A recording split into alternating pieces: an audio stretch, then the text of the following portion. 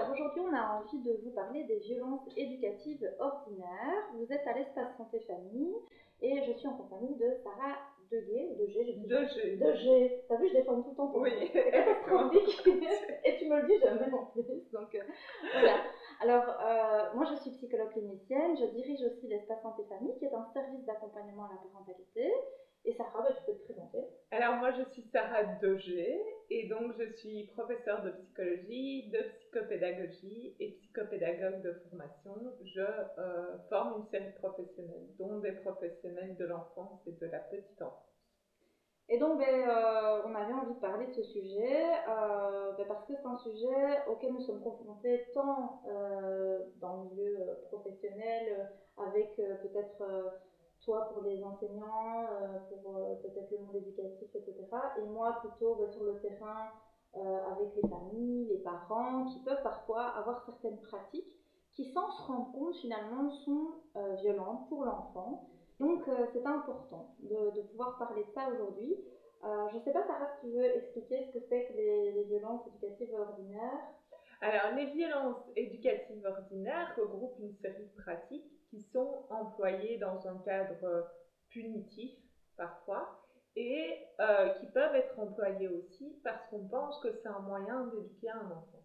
Et donc il y a toute une série de pratiques qui sont physiques, par exemple donner une fessée à un enfant, taper sur la main, utiliser la ceinture pour le punir, lui demander de rester dans une position qui est inconfortable pendant un temps qui est long.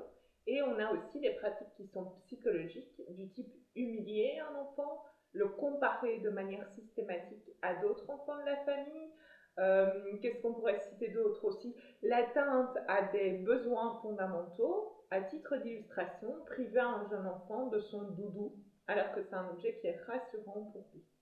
Oui, c'est tout à fait ça. Et donc parfois dans le quotidien, on ne se rend pas compte que ces pratiques, on les a héritées, soit de nos parents, soit parce qu'on pense que c'est bien d'éduquer un enfant comme ça et qu'un enfant peut fonctionner mieux avec des châtiments, qu'ils soient corporels ou alors des rabaissements ou des humiliations. Moi je sais qu'il y a parfois des parents qui me disent ben voilà, moi j'ai envie que mon enfant apprenne et donc je le compare aux autres pour lui donner de la motivation. Sauf que c'est exactement l'inverse parce que là on va toucher à l'estime de soi par exemple. On va abîmer la confiance que l'enfant peut avoir en lui-même parce que quand vous lui dites que quelqu'un d'autre est meilleur, c'est comme si vous lui disiez en réalité toi t'es complètement nul. Et donc ces petites comparaisons au quotidien, c'est les rabaissements, les humiliations publiques, raconter la vie privée de son enfant devant tout le monde, se moquer de lui, lui donner des sobriquets. Et ça peut être aussi dans le milieu institutionnel, on peut avoir des éducateurs qui vont attraper par les vêtements les enfants, les secouer, ou on peut avoir des professeurs qui vont retourner un cartable devant toute la classe et se moquer. Donc voilà, ce sont des choses dont nous les adultes, nous n'avons pas toujours conscience de l'impact qu'il peut avoir. Mais moi, ce que je dis souvent aussi aux adultes, c'est imaginez-vous, je viens, je vous attrape par la veste et je vous secoue. Oui, imaginez-vous, je déchire vos documents ou je me moque de vous, je vous donne un sobriquet. Vous n'apprécieriez pas et ça pourrait même vous blesser. Alors un enfant, c'est aussi une personne, une petite personne. C'est un adulte en miniature, on va dire, hein, même avec des émotions, les mêmes émotions, c'est un être humain avec des émotions.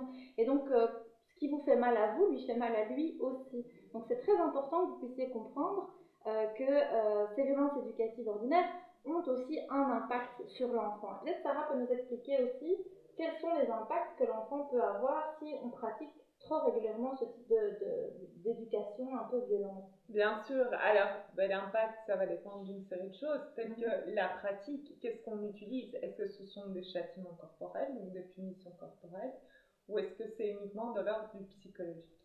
Et donc, concernant les châtiments corporels, les études ont démontré que ça pouvait avoir différents impacts. Et on peut d'ailleurs inclure, regrouper, c'est le terme adéquat, une série de choses. Donc, par exemple, le fait d'être toujours en situation de stress, eh bien, on sait très bien qu'on produit des hormones du stress et que ça fragilise notre système immunitaire.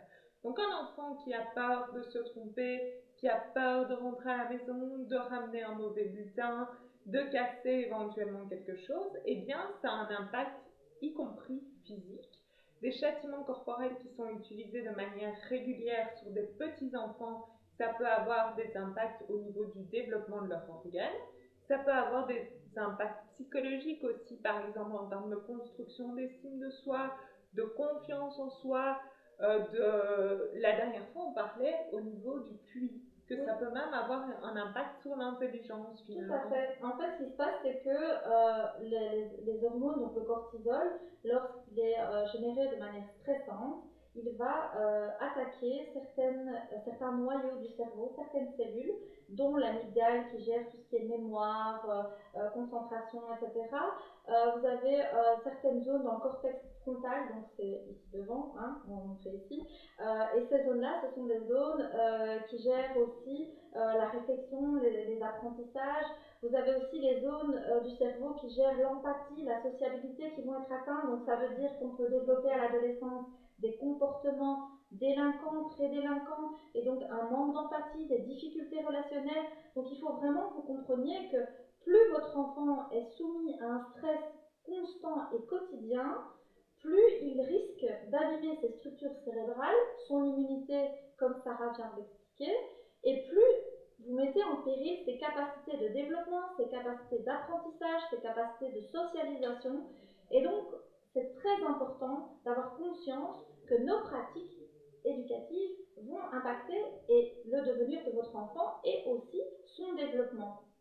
Oui, tout à fait. Maintenant, effectivement, notre message n'est pas non plus de culpabiliser les parents. Non. Ça doit être rappelé. Donc, effectivement, il existe une série d'alternatives. On n'est pas en train de dire on ne sanctionne pas du tout un enfant et on n'est pas non plus en train de dire on ne met pas de limites à un enfant.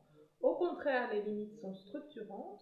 On est en train d'expliquer finalement, ce sont des choses qu'il ne faut pas utiliser, les violences éducatives ordinaires, telles que celles qu'on a mentionnées à titre d'illustration. Et donc, je te propose qu'on parle des alternatives. Oui, mais ce qu'il y a, c'est qu'il y a plein d'autres manières d'éduquer son enfant. Il y a des pratiques éducatives bienveillantes, hein, qui peuvent tout à fait, et positives, hein, qui peuvent tout à fait aider l'enfant dans son développement. Maintenant, je sais que c'est pas toujours accessible, hein.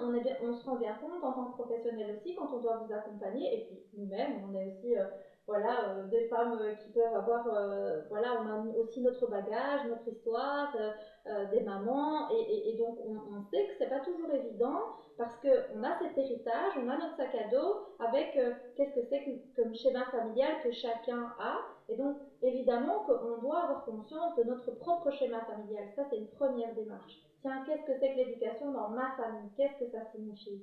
Donc pour certains, il y a une banalisation de la violence, il y a une banalisation de certains châtiments, de certains rabaissements, alors que ça ne devrait pas être banalisé. Mais donc les alternatives, c'est de pouvoir proposer quelque chose en fonction de l'âge de l'enfant, de ses besoins, d'être à l'écoute de son stade de développement. Donc on peut pratiquer aussi avec des punitions. Il y en a qui sont pour la punition, il y en a qui sont contre la punition. Et je crois qu'on devrait faire une vidéo rien pour ça. Tout à fait. Et une émission. Et une émission sur les sanctions. Parce que, alors certains parents disent, ok, je ne peux plus le punir physiquement, je ne peux plus l'insulter, le rabaisser, me fâcher, etc. Mais que dois-je faire? Comment me faire entendre de mon enfant? Eh bien, la communication, vous seriez étonné de ce qu'un petit être, un petit enfant peut déjà énormément comprendre. Si vous dites, écoute, maman est fatiguée, s'il te plaît, fais un effort, essaie d'être un peu plus sage, de courir un peu moins partout. Si par exemple c'est compliqué que votre enfant court partout, vous proposez-lui une activité alternative, mettez-lui des jeux à disposition. Si votre enfant fait des bêtises, c'est qu'il s'ennuie. Donc peut-être lui proposer de faire un petit puzzle ou de mettre une petite activité à sa disposition. Et à ce moment-là, vous répondez aux besoins de l'enfant. Vous comprenez qu'il est à un certain stade de son développement. Ça veut dire que par exemple, un petit enfant, il a besoin de bouger. Vous devez le savoir, ça. C'est pas un enfant de 3 ans, c'est pas comme un jeune de 14-15 ans. Les jeunes de 14-15 ans, ils aiment bien rester dans le fauteuil sans bouger. Mais un enfant de 3 ans, lui, il a besoin de bouger. Donc on ne va pas réagir de la même manière en fonction de l'âge de l'enfant. Et donc c'est super important d'adapter vos pratiques éducatives aux besoins et au développement de l'enfant. Elles doivent toujours être bienveillantes et donc partir d'un bon sentiment et ne pas être la résultante, on va dire, d'une décharge émotionnelle que vous avez. C'est-à-dire que parfois, on est énervé, on a besoin de se décharger. Mais alors on va se décharger sur l'enfant, mais en fait à l'enfant ça lui apprend rien, au contraire c'est mauvais pour lui, et vous vous êtes juste déchargé physiquement sur l'enfant. Et c'est tout à fait contre-productif, et puis l'enfant il aura peut-être de la rancœur ou de la colère qui va s'accumuler en lui et des émotions négatives. Donc on est vraiment dans quelque chose où il faut bien connaître le développement de l'enfant, connaître ses besoins, et une fois que vous connaissez déjà ces paramètres-là, réfléchir à quoi proposer pour que votre enfant reçoive vos injonctions ou vos demandes sans que celles-ci soient violentes ou persécutantes ou voilà, qu'il le perçoive de manière négative. Il doit percevoir que son parent est bienveillant vis-à-vis de lui et que ce que son parent lui demande, c'est pour son bien-être à lui. Et donc, il faut énormément communiquer. Tout à fait. Alors, ce que j'ai envie de rajouter, c'est peut-être quelques alternatives très concrètes. Donc, imaginons un enfant effectivement court partout, tient des propos qui ne sont pas adéquats. On peut, par exemple, l'isoler pendant quelques minutes en disant, ben voilà, c'est important que tu te calmes et donc tu peux, je te demande d'aller t'asseoir ou d'aller dans ta chambre pendant X temps. On respecte bien entendu le temps qu'on a mentionné. Ce qu'on peut mentionner aussi, c'est qu'une sanction est préférable si elle est réparatrice. Donc, pour faire comprendre à l'enfant, ben, effectivement, par exemple, tu as eu un comportement qui était dans la moquerie vis-à-vis d'un autre enfant, bien sûr, c'est sanctionnable. Donc, on va échanger avec l'enfant et, par exemple, lui demander de faire un dessin pour un petit enfant.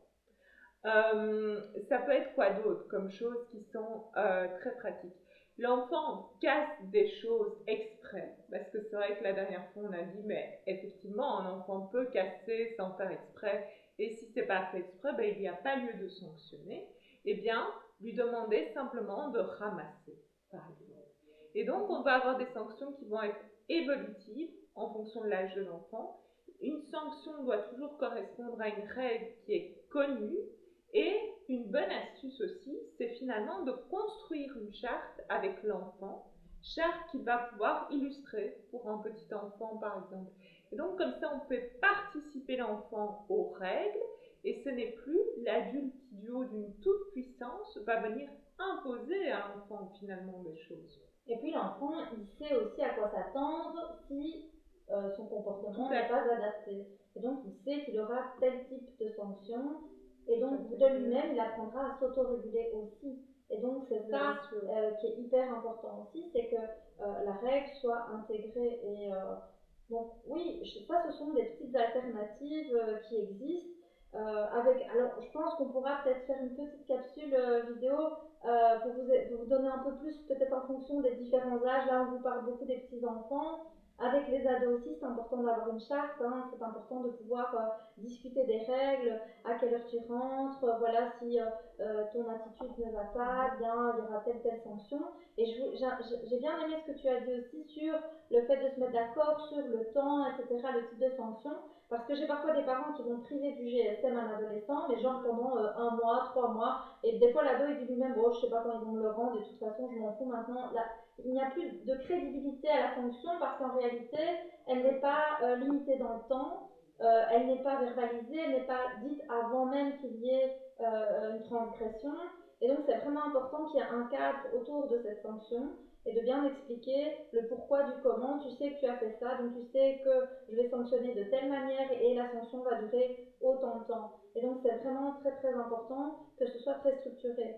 Voilà, parce que sinon, ce qui va se passer, c'est que vous n'êtes pas cohérent vis-à-vis de l'enfant aussi quand on sanctionne et on punit.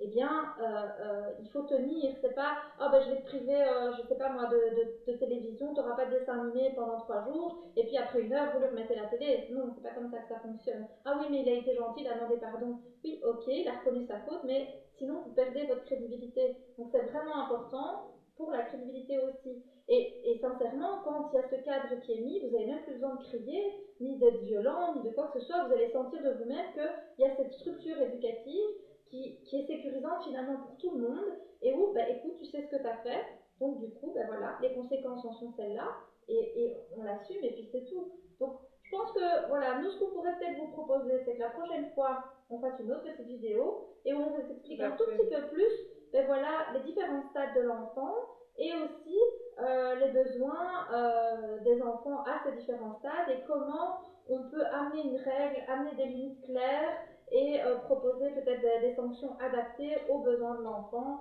lors de notre prochaine vidéo. Qu'est-ce que tu en penses? Bonne idée, super. Ben oui, hein. On fera va faire ça. On fera ça. Voilà. Ben écoutez, à très bientôt. Alors, on espère que ces capsules vous plairont. Vous les retrouverez sur la chaîne YouTube de l'Espace Santé Famille. Donc n'hésitez pas à nous suivre. Je rappelle aussi qu'on a une émission de radio tous les samedis Santé pour tous de 14 à 16 heures où vous verrez des fois Sarah avec moi et peut-être parfois d'autres invités aussi pour nous parler de la santé qui devrait être accessible à tout le monde d'ailleurs. Bien sûr. Enjeu fondamental. Voilà. Notre militantisme. Merci. Merci.